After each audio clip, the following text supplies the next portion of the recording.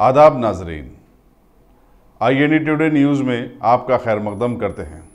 आइए देखते हैं ये तफसीलात। आप तमाम से कहूंगा, समझो, हमको अपने एक एक वोट का इस्तेमाल करना। आप यहां ठहरे मजमे से बड़ी मौजरत के साथ एक सवाल है मेरे भाई, क्या हम 100% काम कर रहे हैं या नहीं कर? बोलो मुझे, नहीं जोर से बोलो।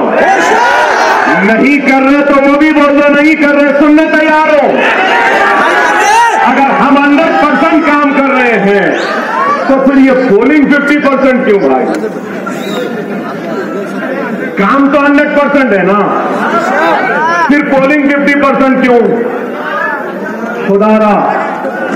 खुदारा निकलो।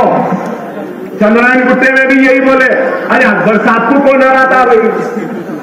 अकबर साहब ही जीत रहे। कितनी परसेंटेज पोलिंग? 50% भी नहीं हुई। आप गौर करो, आप गौर करो। अरे इस दिल को तकलीफ होती है, ये दिल को तकलीफ होती है।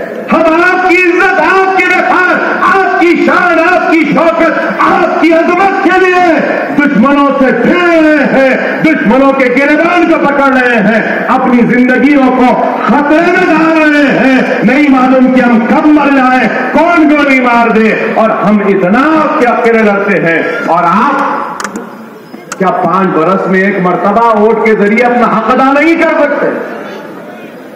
दिल को तकलीफ होती है मेरे भाई, बहुत तकलीफ होती है।